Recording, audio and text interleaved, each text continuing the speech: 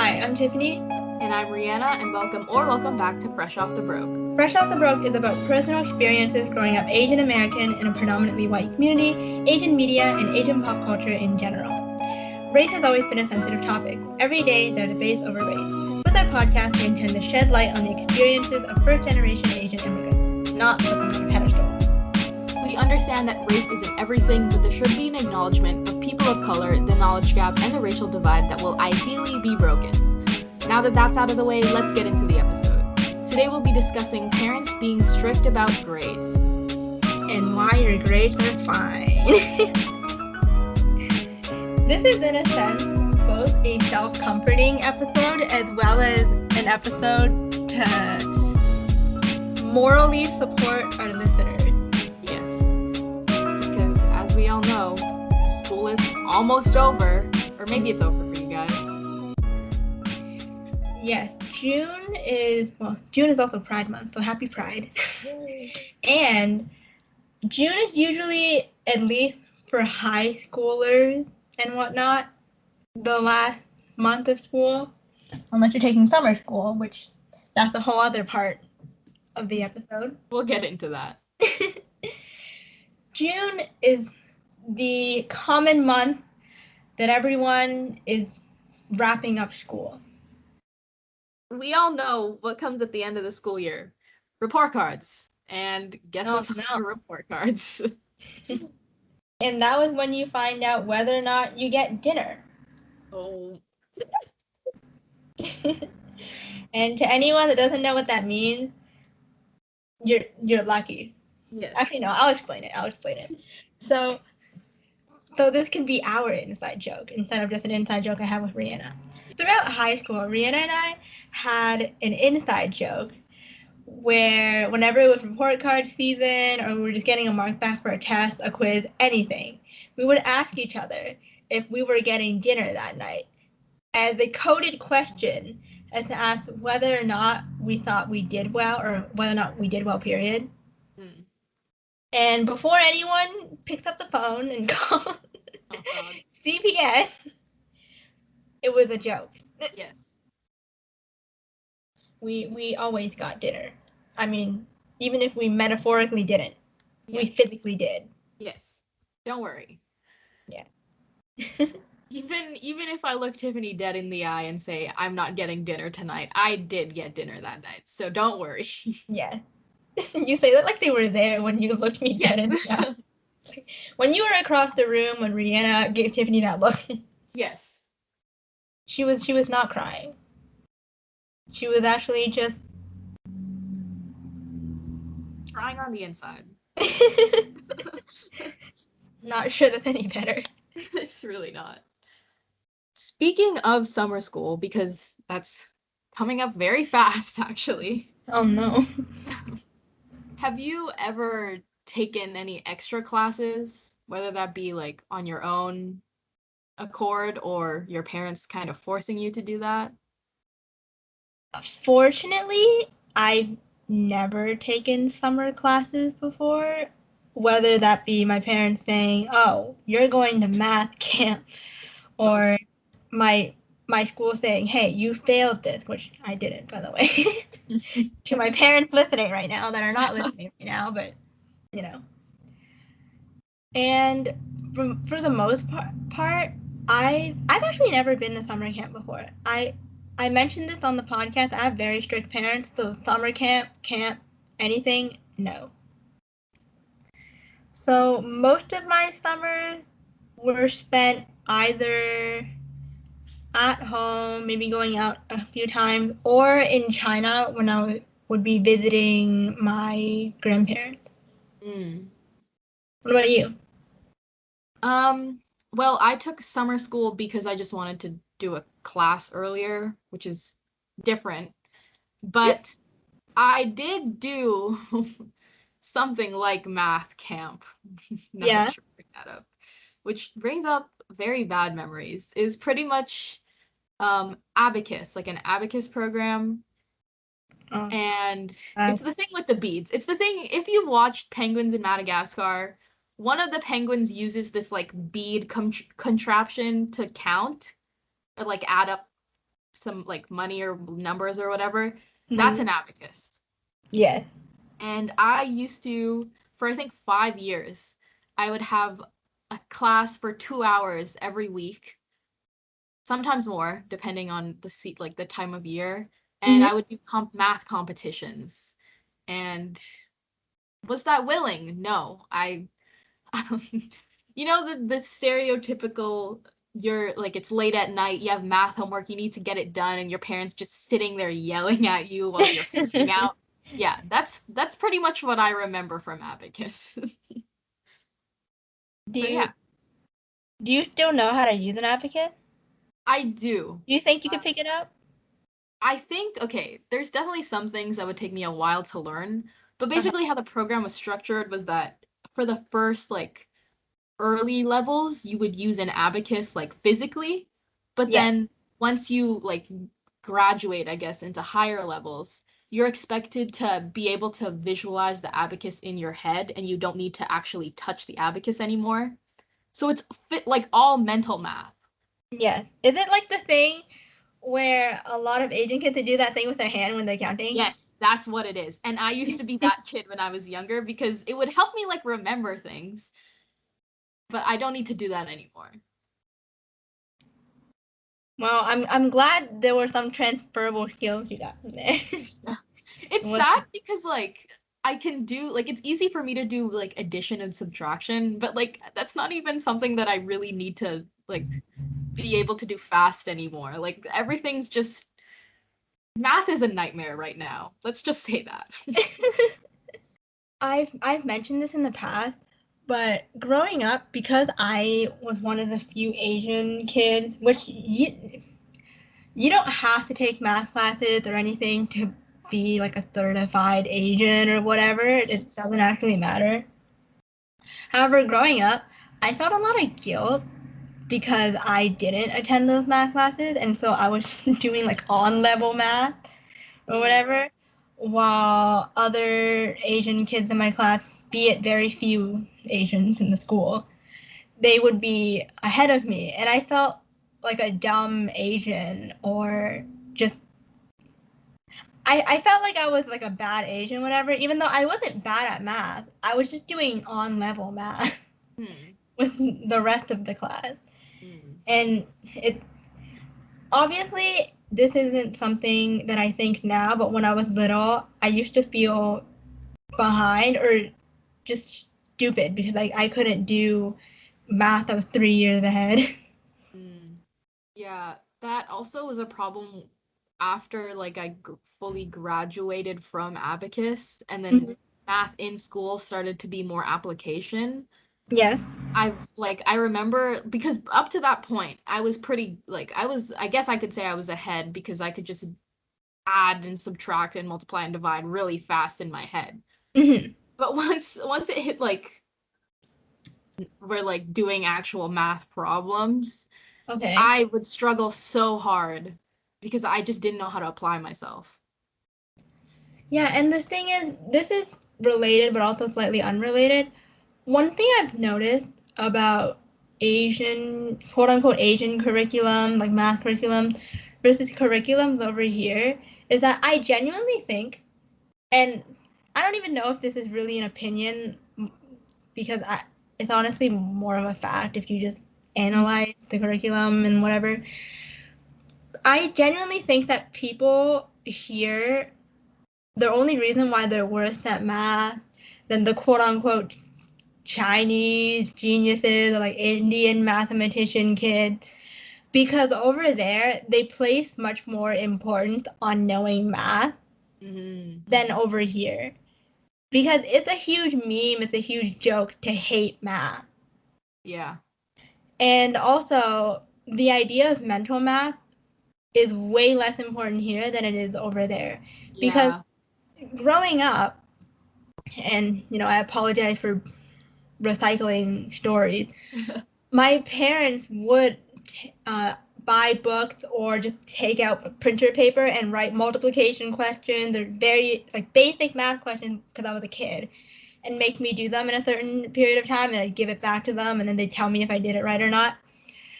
But in school here, mental math wasn't really that important at all. And even though we did learn the multiplication timetable, there wasn't ever really much of a, hey, you need to memorize this forever. And there also wasn't really much effort put into making the students memorize. Whereas I'm going to use China just because I have family there and that's where most of my knowledge comes from naturally. Mm-hmm. I have cousins or just family friends that are, I don't know, 8 years old, and they could easily tell you what 18 squared is. And actually, because we're still on the topic of cousins and we were talking about summer classes, extracurricular classes, the amount of extracurricular classes they do over in East Asia is crazy.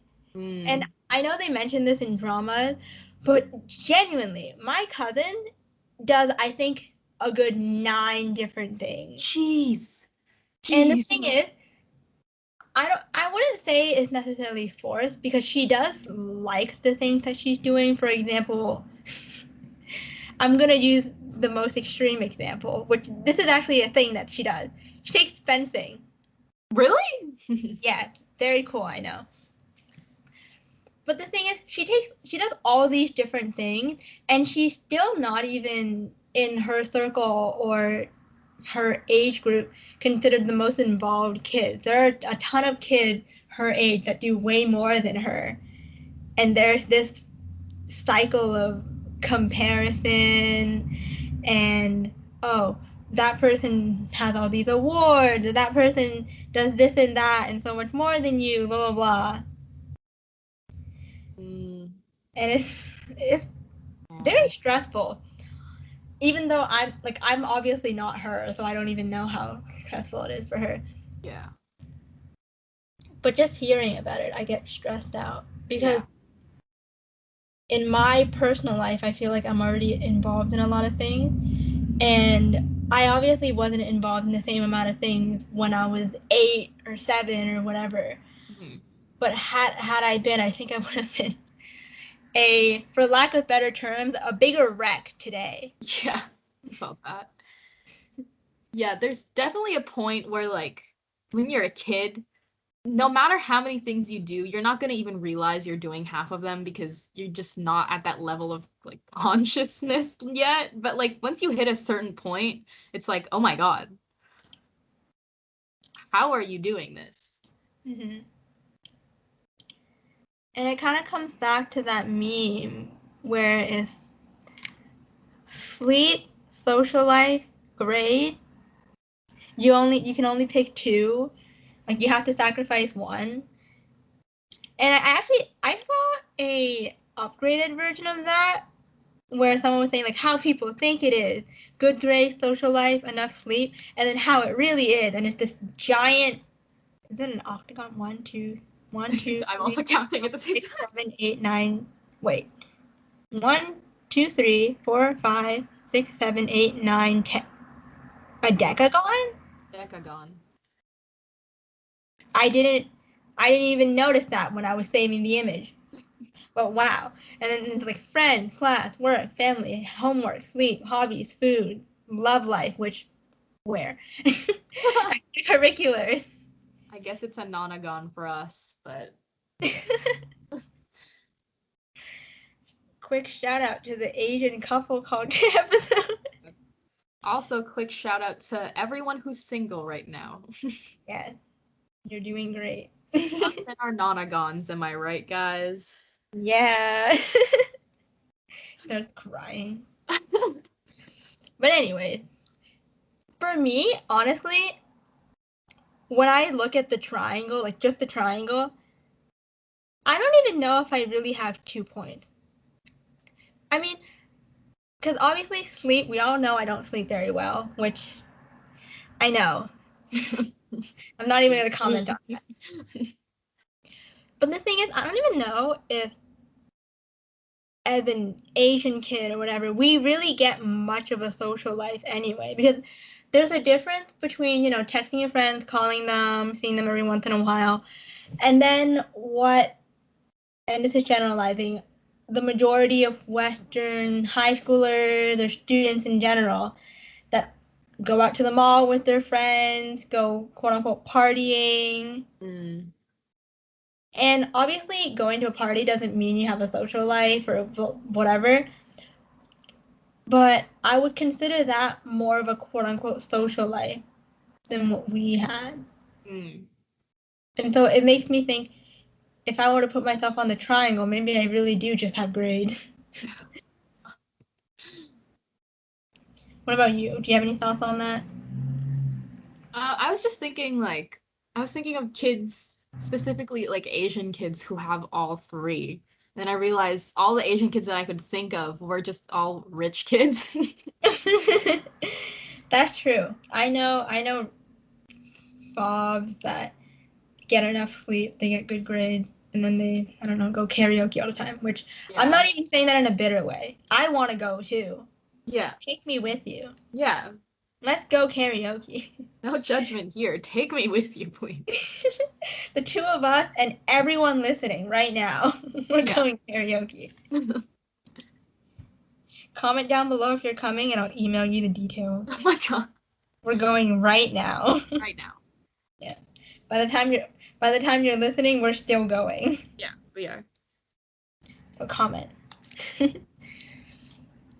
Yeah, a huge concern just in general about excessive classes and just this stress that you're always not doing enough is that, like, I don't know, there's also, not to bring in the whole capitalism or the capitalistic behavior, but there is this huge thing where if you're not using your time on homework or work or the grind, yeah, pretty much, you're wasting time. But the thing is, rest time and socializing time with your friends, or just downtime and where you're not doing anything, you're I meant to say sitting and staring at a wall, those things shouldn't be considered optional. Yeah, no. And that's a huge, I don't even know if I can call it a pet peeve. It's just something I find very annoying. I don't like how, I mean, for some of the classes we've had growing up, our teachers would assign a huge project on a Friday and then tell us to hand it in on a Monday, which basically means you're spending the whole weekend on your project. It's like, okay, I guess I'm in school 7 days a week now. Yeah. Oh my god. Did that hit a little too close to home? A little.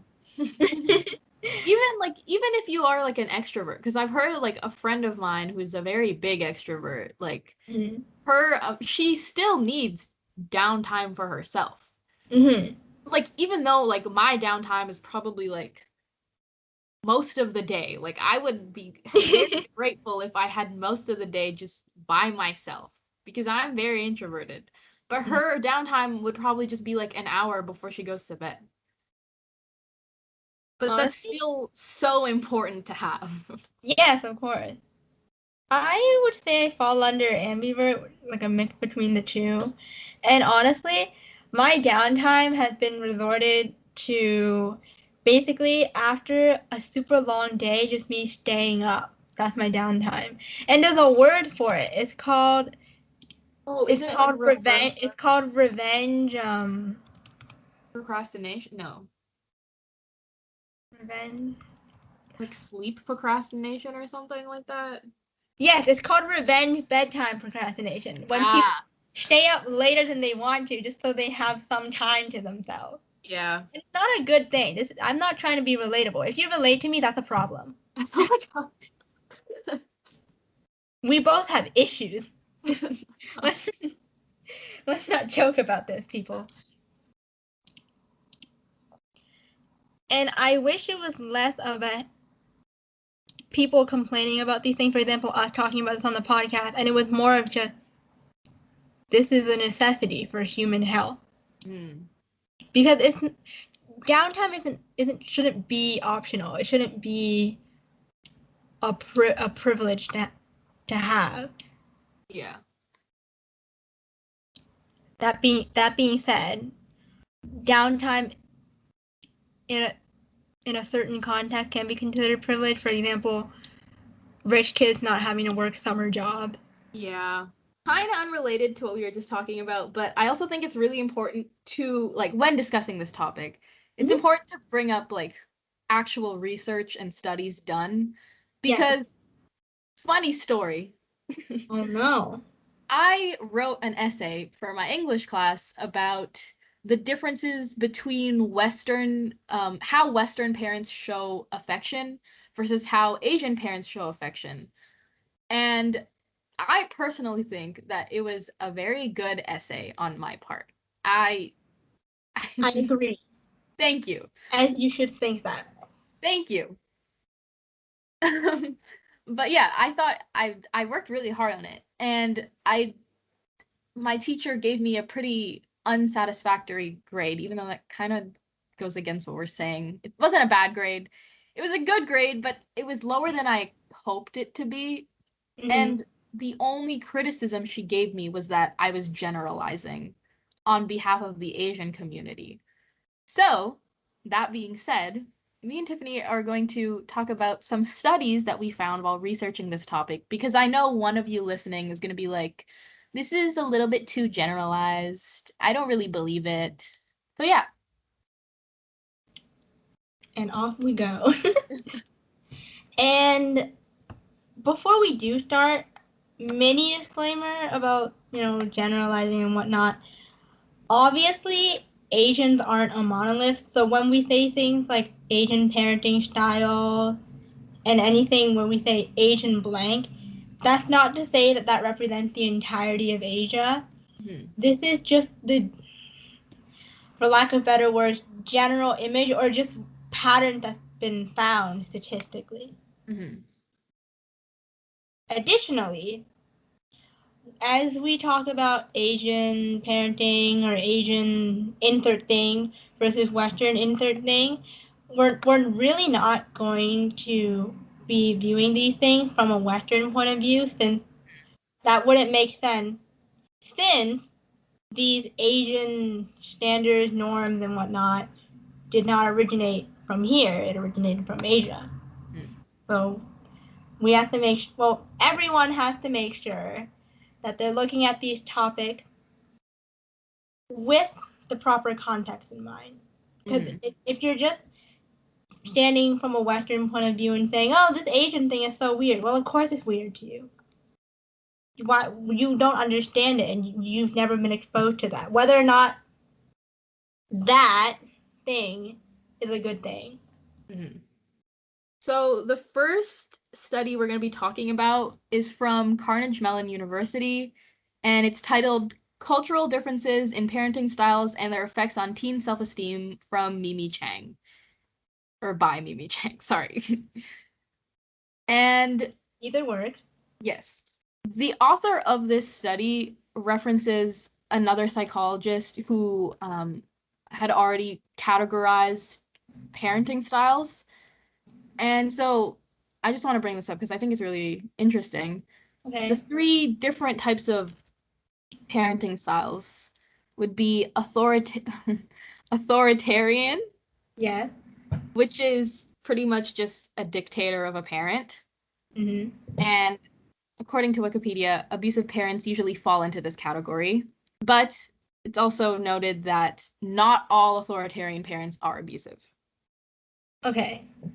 The second parenting style is permissive. So this parent would generally try to get their child to be independent. And the last parenting style would be authoritative.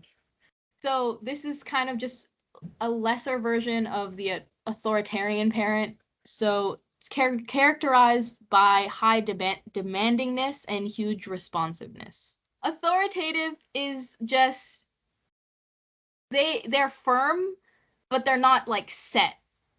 So they're like willing to make an exception. I think it's good that you brought up the 3 main parenting styles, because from my experience and observation, I noticed that a lot of Asian parents tend to fall under authoritarian and authoritative, probably more under authoritative than authoritarian, at least from people that I know. And then there's a small population that falls under permissive. Yeah. Generally permissive Asian parents are like newer generation parents, from what I've seen at least. I agree with that. A lot of the permissive Asian parents, if any that I've seen, tend to be, and this has been noticed in research as well, a lot more permissive Asian parents tend to have somewhat assimilated or been accustomed to quote unquote Western life. Even though authoritarian Western parents exist. Yes. They do exist. Yes. I just want to put that out there so people don't think that we're saying all white parents are super nice. Yeah. Speaking of the whole Asian parents versus Western parents thing, a huge part, if not essentially the crux of the study, was that they had an experiment where they recruited Asian American kids as well as white American kids and asked them questions pertaining to the parents on what is known as a 7-point Likert scale. And if you don't know what a 7-point Likert scale is, that's okay because I didn't either. It's basically answers such as strongly disagree, disagree, somewhat disagree, neutral, somewhat agree, strongly agree. Think Spectrum from Jubilee. And if you don't know what that is, that's okay. My explanation. Those are the 7 points. And to put it simply, to sum it up, Asian kids obviously ended up scoring higher on the questions saying like, oh, my parents are very strict. Or, I mean, the questions weren't that straightforward in the sense of like, oh, my parents are strict. My parents are authoritative or blah, blah, blah. It was more questions saying, for example, oh, if I went home and blah, blah, blah happened, then I would react this way. Or if I did this in school, my parents would react in this way. Or I feel this way about my parents. Things like that. It's kind of like a personality test, except not a personality test. It's the same system.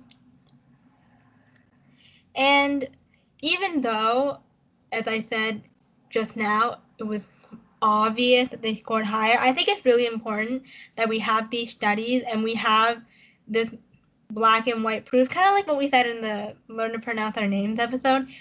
Because even though everyone, in a sense, knows these things, there's no quote unquote proof. And that makes the conversation about these issues very hard to have because everyone thinks, oh, you're generalizing, kind of like Rihanna's teacher. Yeah. But it's there. It's just that because a lot of people already assume it. Research is like a secondary or maybe even a tertiary thought. There's another study also in 2003 done by Ri, Chang, and Ri.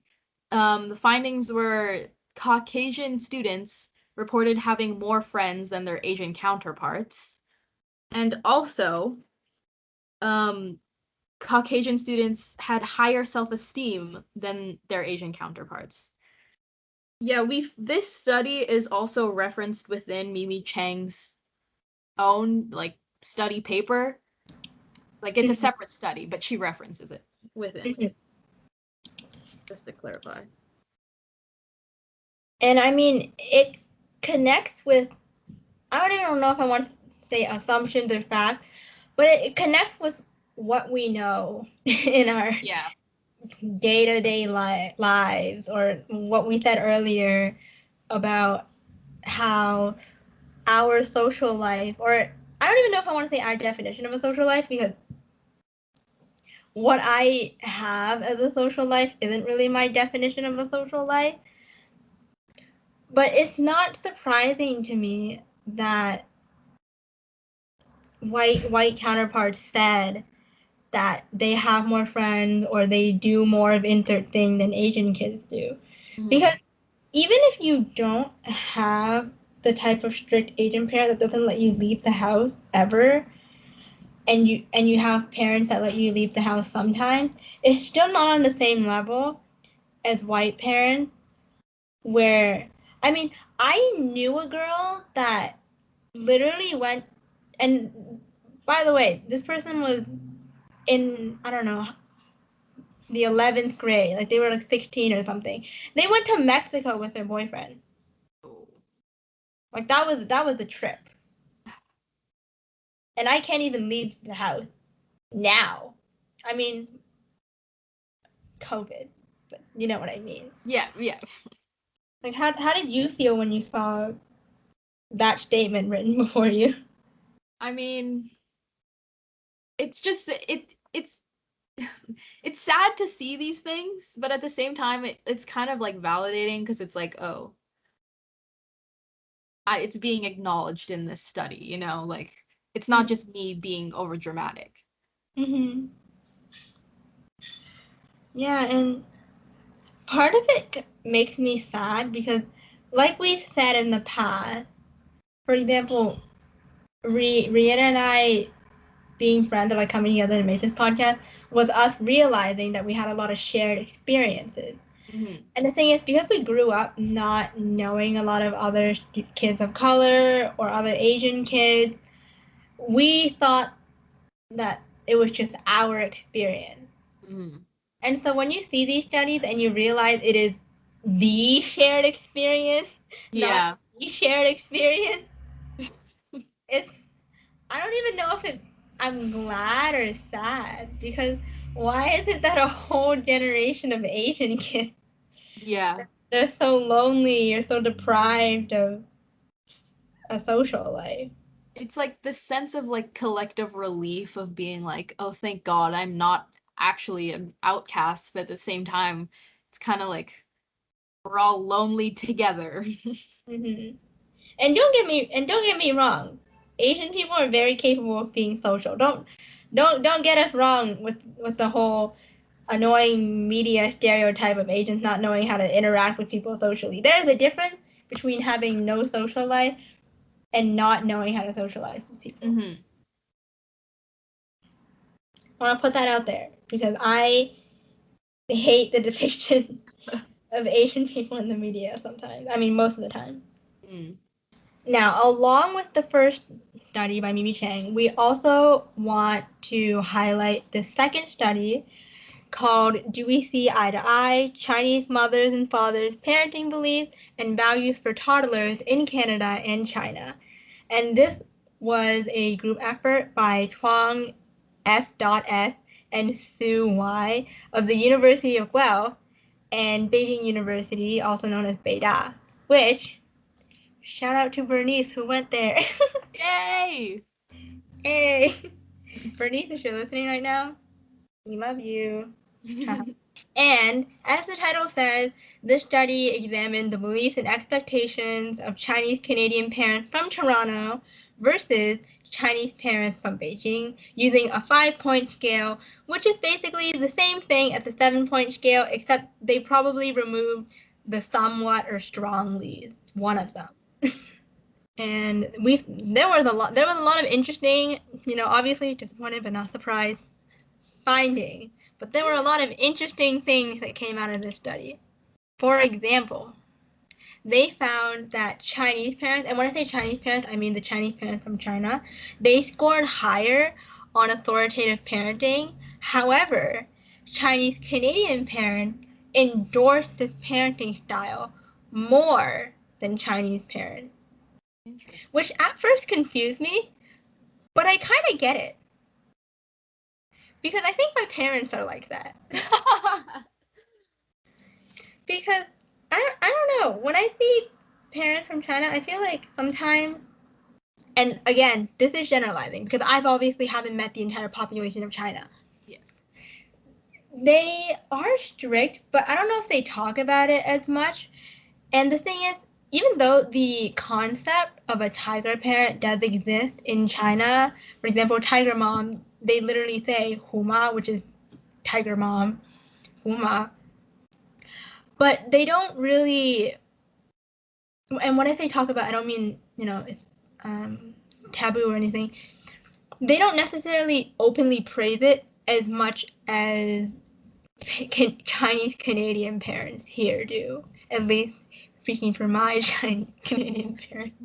And another thing that I'm going to throw up on the screen, which is related to what I just said, you'll see that the Chinese Canadian parents, they scored lower on authoritarian parenting, and Chinese parents from China scored higher on authoritarian parenting. However, the Chinese Canadian parents, they scored higher on authoritative parenting, which I kind of understand, because if you think about what they said earlier about how Chinese parents, they scored higher on being an authoritarian, but the Chinese Canadian parents endorsed it more, I somewhat associate the idea of authoritative parenting with basically a somewhat softer version of authoritarian parenting, and they're in a sense less self-aware about how quote-unquote authoritarian they are, because they think they're nicer in a sense. Yeah. It's almost as if the authoritative parents compare themselves to the authoritarian parents. So they're like, I'm not that bad. My parents actually do that well. But we're not going to talk about that right now. Yeah. And it's just interesting because they endorse it more, but they don't necessarily realize that they do, which, like I said, is a lack of self-awareness. And the thing is, endorsing it more could, in a sense, be worse than just being an authoritarian parent. Because it goes with this whole thing about saying, oh, you don't have it that bad. Look at how bad other people have it. And then another thing that I found from the study was they summarized the ideal traits, like personality traits, that parents wanted their kids to have. And generally, the top 5 traits were, self-confidence, creativity, persistent, independence, and concentration. And this, interestingly enough, was something that both sides of the globe, both sides of the globe agreed on, regardless of their kids' gender and country of residence. And you can see that from the chart that I'm also going to show up on the screen. However, when I look at it separately, aside from them saying, hey, here are the top 5, you do notice that the Chinese Canadian parents, they score higher on points such as assertiveness, self-confidence, and things that one could argue are more Western ideals than Chinese parents, for lack of better words. And you can find this in the curriculum as well, because even if you just find this from television dramas, people don't really do group projects in school as often. However, here in the West, you do a lot of group projects, and so you are forced. I don't know, forced. I'm on the fence about saying forced, because I think it's forced, but I also don't think it's forced. But I'm going to say forced to collaborate more with other people. And so I guess you do have a stronger sense of independence and sociability. And I don't know, it's kind of confusing, because in China, and then Chinese Canadian parents, they have the same wants, in that they want their kids to be doctors, they want their kids to be the most successful, have the highest score, have the highest whatever. But I guess the Chinese Canadian parents, and this is me somewhat going off the study and then somewhat going off my own observations, so take this with a grain of salt, that since their kid is growing up in a Western world, they want their kids to be able to adapt. And so they want their kids to still be number one, but number one, I guess, in the Western world. Yeah. And I mean, all these things pretty much line up with what I've seen in my parents. Do you see any similarities? I mean, everyone thinks you're Chinese, but you're not. But I mean, do you see any similarities in your life? Yeah, I do. I think my parents had this weird, they were like borderline authoritative. But they weren't like that bad. It was more of like just guilt tripping that half of it. But also just like in general, because I've been thinking about this, it's so funny to me that independence is such like, it's like one of the top 5 traits, right? Independence. Yeah. And then all the parent does is boss around their kid. Like, you really think that's building independence? It's building dependency. Come on now. Yeah. Yeah, speaking from personal experience. I wasn't going to argue that, but I couldn't even if I wanted to. Yeah. My parents kind of did the same thing. I would say they probably fall maybe more on the authoritative parenting. However, they do also do the guilt tripping thing where they'll say something threatening or something that's like emotionally guilt tripping. But then at the same time, they also do this thing where it's just because I said so, or I'm your parent. Why are you asking me questions? Yeah. And I mean, just yesterday when I was helping my dad with something, I wasn't answering him quick enough, and he got really mad at me. Oh man. Yeah. You can relate to that. Now that I think about it, my parents I guess they could technically be called permissive, but when I make an independent decision, they're like, no, that's actually wrong. You're actually doing this wrong. And it's like, okay, well, I'd rather you just don't give me the option in the first place. Your parents could be considered a hybrid. They are the I'm trying to think of a way to match these two words up. Permissitative. Authoritative. I don't know. But they're a hybrid. Yeah. And moving on, since we have been saying, oh, we see this a lot in our lives, or like I just said, I've seen a lack of collaboration or just like cooperative work in dramas, we're going to talk about the media. Ooh. Yeah, we're basically going to talk about representation of these kind of issues in the media. And for some reason, it is oddly accurate. And disclaimer, I am going to be talking a lot about Chinese and Korean shows because that's what I'm exposed to more of too. And I don't want to speak incorrectly on other forms of media. And we don't want to speak incorrectly on other forms of media in general. Yeah. So last year, I came across this wonderful show. This made my day, made my week. It was called 考不好没关系，好唔好唔緊要. And it translates to didn't do well on a test. That's okay.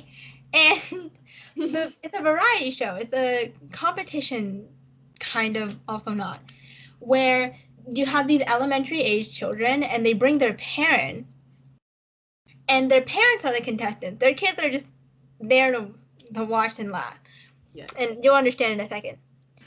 The entire premise of the competition was that these parents would have to answer questions based on the Chinese education curriculum. For example, history questions, literature questions, just elementary level schooling. And the whole idea of this whole show was to show parents, both participating and watching, that their expectations for their parents or their lack of involvement in their parents' study, and not in their parents' studies, in their children's studies, shows the lack of connection that they have with the current curriculum and the fact that they can't answer those questions. Because as I was watching, basically most of the parents, they could be, I don't know, engineers or in higher paying jobs and be considered quote unquote successful, but they had such a hard time answering these questions. And the whole time it was basically kids, laughing, being like, "You didn't even know that question, Dad." Oh my gosh. And honestly, yeah. Oh, sorry. Continue. No, okay, go ahead. That's literally my parents. Yeah, I mean, describes them. Because my parents, part of it has to do with the fact that my parents didn't have the same level of education as me. Because my mom stopped at middle school because in her time, education wasn't as important, and it also wasn't as important in my dad's time, except that belief was stronger in my mom's quote-unquote decade. I'll put it in that way. And unfortunately, this show, you cannot watch it anymore, at least on YouTube. You could watch it on a Chinese media website. However, if you are not Chinese or do not understand the language, then I am sorry, you can't access this. I guess, well, actually, if you have a friend or someone that you know in your life that knows Chinese, you could look up the show and beg them to explain it to you. But humor aside, there were parts of the show that really resonated with me. For example, there was this little boy that came with his dad, and you could tell that his dad was really strict, had extremely high expectations of his son. His son always had to score 100 or else insert repercussion. No didn't. Maybe. First, they had to take a test, which is a general education test. And then they would show which dads were automatically, in a sense, out because they scored too low, they failed, or whatever. And then later on, there was the trivia part of it, which is basically the same level of questions, but in a trivia rapid answer format. And that boy's father performed very poorly and they got eliminated. And his son reacted very strongly and very emotionally. He was really upset and he started crying, which a lot of kids did that on the show. And it's a reflection of, the expectation that their parents put on them because they're mad that their parent couldn't even pass a level. And so this kid, their dad was saying like, "Oh, it's okay." And the thing is, pardon me for assuming things in their family, but in my personal opinion, I felt like the dad was faking being nice, being like, "Oh, okay," at least from his tone and his mannerisms. But obviously, I don't know their family life. And the son was extremely mad. They were saying like, "Oh, why is it that you can get this mark, or why is it you can get eliminated, but then when I don't do well, blah blah blah blah blah." And he was, like I said, extremely mad, saying like, "I can't do this. Why is it okay for you?" And I know part of the reason why they included it in the show was for entertainment value or whatever, but that really strongly resonated with me, and I imagine it resonates with a lot of Asian kids because parents, they have such high expectations, but then they can't give that type of performance back. And I imagine that is included in the shared experience, Mm-hmm. Because there's this thing that I like to say where my parents, they expect the most, but they also like give the least in that sense. Do you have that experience? Yeah, I 100% agree with you. My parents always expect 100s. Even if I do get a perfect score on anything, my mom, she says it as a joke, but she's always like, why not more than 100? Like, why was there no bonus questions? Which is, it's funny, but then when you've heard it your whole life, it's like, okay, please stop. Please, you know? Mm-hmm. And then again, it's something that I've learned to do now that I'm older. But obviously, when I was younger, I thought like I couldn't say it because there's just I wasn't as close with my parents back then. Okay, yeah. But now, whenever my mom asks me, "Oh, what's your grade in like chemistry? What's your grade in calculus?" I would tell her, and she'd be like, "Oh, why not higher? Why not higher?" And I'd say, "Well, mom, did you take calculus when you were in high school?" And she'd just look at me and laugh because she didn't. She doesn't even know like where to begin with, like how like what is calculus pretty much, you know? Yeah, and in the Model Minority Myth episode, didn't you say your mom had a terrible chemistry grade? Yeah, she did. And I always throughout all of my chemistry course, I would tell her my grade and she'd be like, "Why isn't like a 100 right now? Who's the highest in the class?" And I'd be like, "Mom, didn't you get a 78 in chemistry?" And she'd be like, "You're correct." And then she'd move on. So yeah. It's funny that you have that leverage. Yeah. I'm glad it's definitely taken a while to get to this point, Mm-hmm. but like I'm glad that I'm at this point currently. Well, I'm proud of you. Thank Let's all take a moment to be proud of Rihanna. Thank you. Applause. Oh god, not the applause. Alongside variety shows, going back to what I said earlier about oddly self-aware representation in the media, over the past couple of years, maybe 5 years, there has been an uptick in very self-aware dramas and movies about student stress in Asia, especially in K-dramas and Chinese dramas.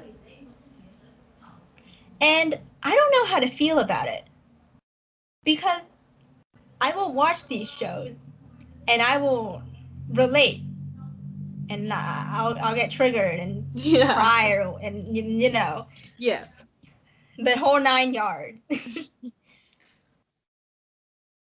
And it's confusing to me because they're aware, but what has been done? Yeah. Because ironically, right now, kids in China are doing the high school exam. This is the week. Oh man. I found out. I found out on Sunday because they're 12 hours ahead. And I got a notification from Baidu for some odd reason, even though I wasn't subscribed to anything. But they said, "Oh, it's the first day of Gaokao," and I was upset. I wasn't upset because I had to take the test. I was upset that they told me that. What? That's none of my business. I'm not even. Why are you telling me this? I shouldn't be thinking about these things. And it's just odd, not the notifications, the shows, because this year there was a drama about student stress, but it focused on literal little kids, which is 100% relatable and a shared experience among that generation. But it's so weird to me because you clearly see what's going on. Yeah. But no changes have been made, and that goes for both sides, because you could argue that parents in China are more aware of the negative repercussions of this behavior than Asian Canadian, Asian American, Asian, basically immigrants from abroad. Yeah. Period. However, I don't know, because the media representation over here about student stress is nowhere near the level of accuracy. No. As the representation in the Asian drama. Yeah. But at the same time, they're not making changes to the exams, they're not making changes to the schooling system. And so, what gives? To put it simply, what gives? Why? Yeah. Y'all just trying to make more money with these self-aware dramas. Yeah. Honestly, from what I've heard, it just sounds like people are seeing these dramas and being like, see, it's not as bad as this show, even though it fully is. It's just a way to compare again, you know. Mm-hmm. So weird. My mom watches these and she's like, "Wow, I feel so bad for them," or "Wow, that's so unreasonable." Yeah. And I'm sitting there. It's like, really? Uh-huh. I know it's unreasonable. And I'm sitting right here. Funnily enough, we actually watched one together. And the lack of self-awareness. Oh god. But it's okay. I mean, it's not okay, but that's for a different episode. Yeah. Fully. I think just at the end of the day, what we want you guys to get from this episode is that your grades are fine and Yes. you are worth so much more than your grades. Please do not let numbers on a piece of paper like tell you how to feel about yourself. Mm-hmm. And I know that me saying it that way, that numbers on a paper are controlling you, it sounds absurd. But we've all been there. We're all there. I mean, we are here. Why do you think we're talking about this? Why do you think we have this podcast, huh? Exactly. So yeah, we get it. And we're here. We're all in this together. It's all the collective depressive we're all experience. In this together. So yeah. Just your grades are perfectly fine, just like the title says. And the thing is, if you're in a place where you're not happy with your grades and you want to improve them, that's also fine. That's a good thing, you know, to want to improve your grades and want to be better. We just want you to know that your grades are not equivalent to your self-worth. Yeah.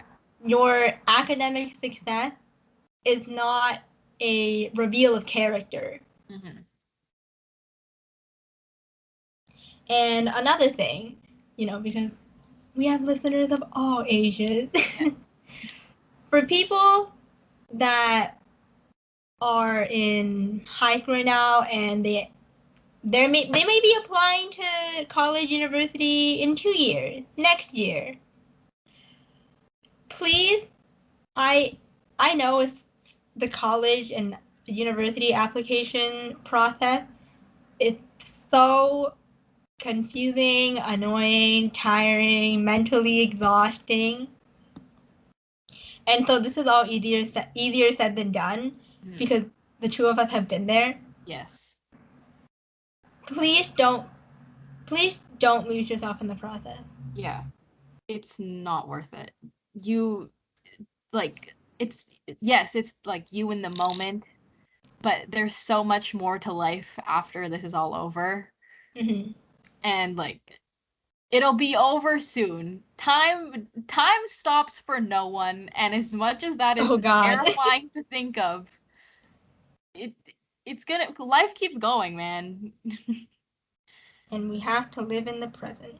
Yes. And trust me when I say you will be fine. It will all come to a neat little bow at the end. Yes, a bow tied by Rihanna. Yeah. Personally tied by me. And this is the same for people in university, college right now. Maybe they applying to grad school. Maybe they're trying to get into their concentration, and so on. Mm-hmm. This all applies. And to people that are already outside of this, you know what? You're 100% welcome to leave a comment and tell them what it's like to be on the other side. Yeah, it's hard for us to really say that because we're also not on the other side yet. Yeah, we're not fully on the other side. We're And so, as always, thank you so much for tuning in today. Please feel free to leave a comment about your relationship with your grades, your relationship with your parents and your grades, any double standards that you might have experienced. For example, Rihanna's mom having a 78 in chemistry, but wanting Rihanna to get a 100. Did your parents do that? Do you have a parent that wants you to have a 5.0 unweighed GPA? Please correct me if I said that wrong. I can't remember which one is the one you can get 5.0 on. I'm so sorry. You can tell I'm not American. But then they got a 3.0 GPA. And like I said just now, if you're someone on the other side and you've already dealt with all this, please feel free to leave words of encouragement for our listeners that are currently going through this. Leave words of encouragement to us. Please. We're kind of going through it right now. Talk about maybe, hey, did you watch that show that I watched before they deleted it off of YouTube for an unknown reason? Have you watched any dramas, oddly self-aware ones about student stress in Asia? How did that make you feel? Do you like them? Have you taken the Gao Gao before? Let us know what that's like. Are you taking it right now? Also, let us know what that's like. Good luck. I think you're gonna do great. Yeah. Good luck. Yeah. Jayo. So yeah, if you guys like this episode and want to stay connected with us, check out our website in the description. It contains links to our streaming platforms such as Spotify, Anchor, Apple Podcasts, and more. By the way, all of the links to the studies will be in the description as well. So yeah. So follow us for more behind the scenes content, announcements, and other random things we decide to put on there. See you next time. Bye.